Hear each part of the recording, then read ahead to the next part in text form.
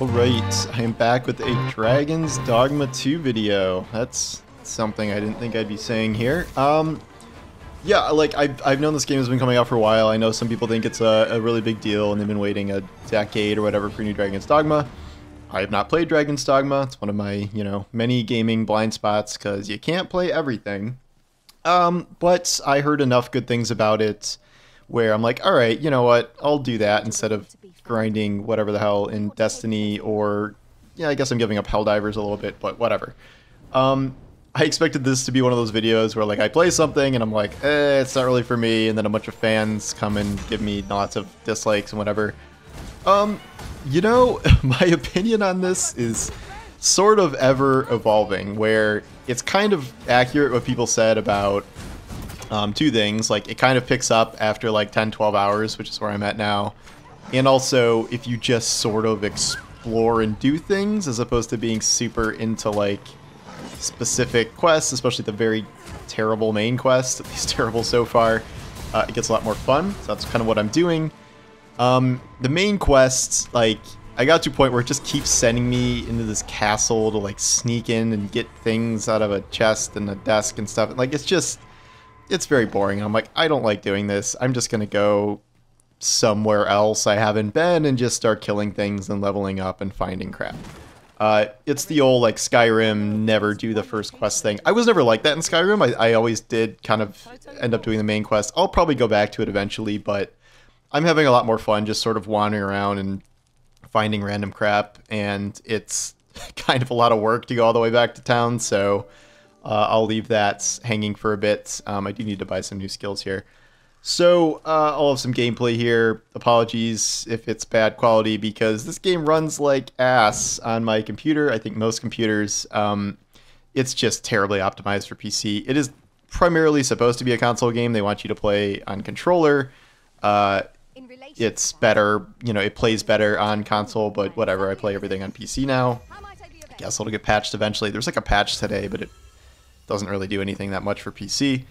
I picked a fighter class, which then evolved into a warrior greatsword class. Vocation. And this is like a really, slow, heavy class, which is funny because I think my character is like the smallest model you can make.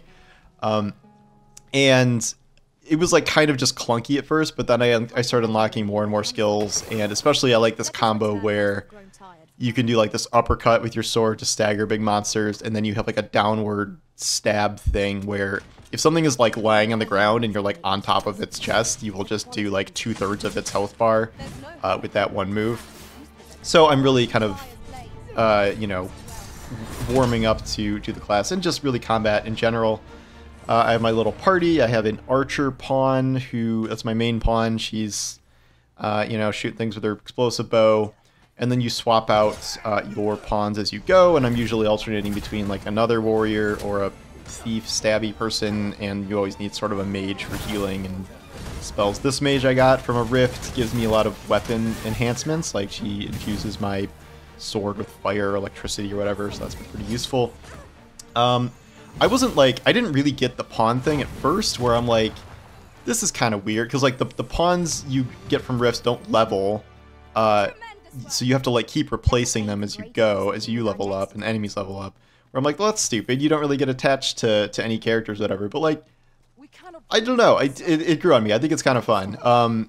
The idea of just like hunting down like a new pawn in a rift or coming across someone on a road, and people being able to rent out your pawn and like you get kind of rewards for that. It's kind of a cool system, and like, I get why it's, why people may not like it if it's not like Dragon Age and you're getting to know these people and like you're hanging out at camp and chatting with them, and what, like, this is not that type of game at all. Like, I don't think you can romance anyone. Like, it's just, I would say it's not a very story heavy game. In 12 hours, I have not come across a single quest that has been remotely compelling from a story perspective. Maybe I'm just doing the wrong ones or whatever, and like, you try to chat with your companions and they're like, we're having such fun adventures on the road, and like that's all they say. They will not stop talking when you are on the road doing things. They keep saying the same things over and over again. They point out ladders, they point out chests, they point out ladders. Friggin' every time you walk by a ladder, you're like, I know what a ladder does. I get it. I know what ladders do.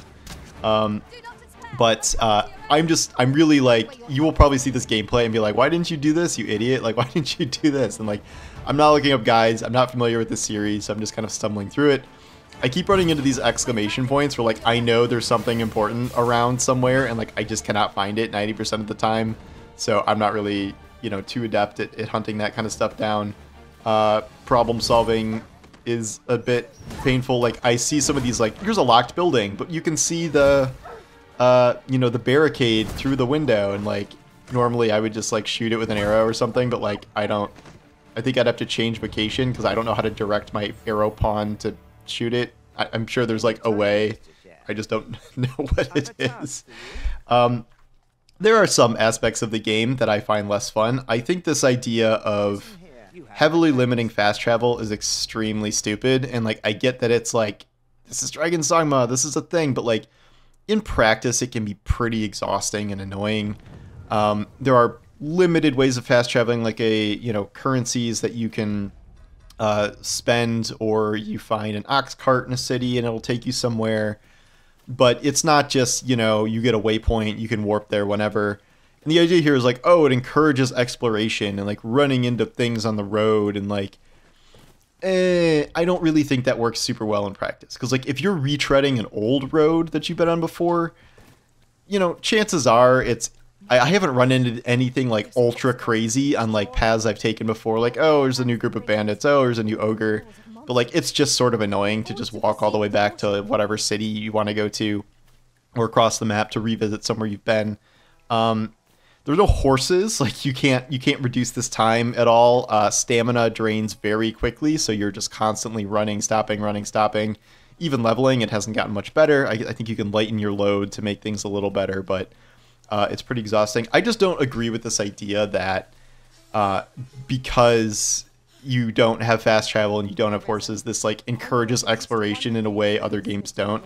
Like, okay, Skyrim, Elden Ring, all of these games are like huge worlds you want to explore, and that you could fast travel tons of places with them. I don't agree that forbidding fast travel or making it really scarce and annoying discourages exploration. Like, who the hell didn't like explore the farthest reaches of Elden Ring or Skyrim's map or whatever? Like, this is, you know, you see a black area on the map, you want to go there and uncover what it is. Like, I don't think it matters if you make people just retread areas they already went through to like, or like going back to base is this whole process of like, let's spend this stone, or let's go to a different city and find an ox cart. Like, I just think that's more annoying than it is fun. And that's one thing where it's the old like, this is how it is. Like, I don't think that's good design, and I don't think it should exist. That's just my opinion, but generally speaking, I am really warming to just sort of the absurdity of this game. It's so interesting in a way that it creates a lot of dynamic situations that you just can't predict, with a combination of all the different spells, all the different enemy types, and the kind of wacky physics models that this game has, where there's a lot of like throwing goblins off cliffs, or in this video, I probably did one of the funniest things I've seen so far. I'm sure people have done much cooler things. I haven't like been grabbed by a griffin and hauled across the map yet, but I know that can happen, or I haven't seen like two giant monsters fighting. But this one where there's like a broken bridge, and I know if I just jump across it, I'm gonna die. So I take there's an ogre sleeping on the other side, so I take my party members, I throw them all over there to fight the ogre, because I saw this thing where if you like, you can like make an ogre trip and like fall and make a bridge or something. That might work if I was on the other side, but I don't know how to do that. So I had all my guys go over there. They did stagger the ogre and knock it down, and it didn't go all the way across, but it went across enough where I like risked the jump, and then I like grabbed its head or its chest or something, and then finished killing it. That was very fun. Like, you would not see this in any other game in this genre. So like, even if I was like, if I'm not as on board with some of the things like fast travel, and I haven't found any really interesting quests yet, the exploration in this and just the funny scenarios you can come across are sort of second to none from what I've seen so far. And like, it's pretty janky, like it runs poorly. I don't think this is an especially good looking game. It's just kind of, you know, dull and lifeless in a lot of ways in terms of its visuals, but I think the gameplay and just sort of the wackiness of the open world offsets that to a certain extent. There is a lot I don't really get yet. Like, am I supposed to be changing vocations to like totally different ones? Like, am I supposed to just be like, I don't know, I want to be a thief now, and then level that up for, you know, a long period of time? Or, oh, I'm going to be a mage, and like, I guess I've just stuck within my own chosen class for now and just kept upgrading those. It seems like you're supposed to just be really, really diverse and just sort of go where your loot takes you. I've had trouble looting. Like, I haven't really been able to find that many cool things for my class specifically. Coolest thing I found is probably this executioner hood that I'm wearing, but like, I had to just straight up buy a better sword from the store, which is kind of boring. You know, I found cool slashing blades and cool arch staffs and whatever, but and like, maybe I'm just supposed to switch to that class and use them, but I don't know. It's going fine. Like, I'm certainly not crazily struggling with anything. Like, sometimes I'll die or whatever, but usually it's falling off things from a great height or running into a dragon that one-shots me with fire breath. But you know, it's all working well enough where I'm not like super upset about it. Carry weight is very annoying. Inventory management is very annoying. You have to go all the way back to an inn to deposit stuff in your stash. Otherwise, you're like just transferring it around all your pawns, and like, it's really cumbersome, and you have to like pick individual quantities to transfer every time. It's very irritating. And like, your arm, like, I'm a warrior class, my armor is like 2/3 of my weight by itself. It's like, what am I supposed to do about that? I need armor for this class. So it's just, you have such few pounds to work with that it's annoying. Like, it gets increased over time. You can find these little beetles that increase it and stuff too. But so yeah, so this is something I would recommend. I was really like, I don't know if I'm gonna stick with this at the beginning, and like, I know this is like a 100-hour RPG, and that sounds kind of exhausting, and I don't know. I don't know if I'm gonna play it a whole full 100 hours or whatever, or even like go back to finish the main quest. But it's very fun. I'm having a good time. I keep finding an itch to play it, even though previously a couple hours ago I was like, I don't know. It's just, this is getting a little repetitive. But as time goes on, like, it's really kind of hooked me in a way that I was not feeling at the start. And like, I tweeted, I'm like, this isn't really clicking with me.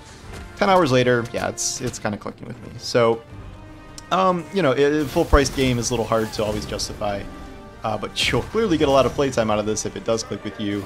And I'll probably do maybe a couple more videos on this as I get deeper into it. 10 hours is what, 10% of the game, so there's clearly a lot more to come here. I will learn more as I go. If you have any tips for me, let me know in the comments. If you see anything stupid I'm doing in this video, just let me know.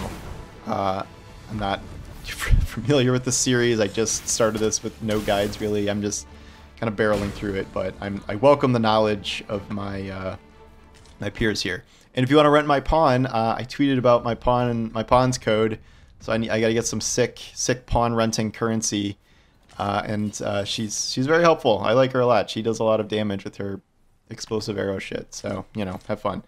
Okay, so that's my video for now. You can see my ogre felling somewhere in this video here. I'm not playing this live, but yeah, so it's a good time. But all right, thanks for watching, and I'll talk to you soon. Take care.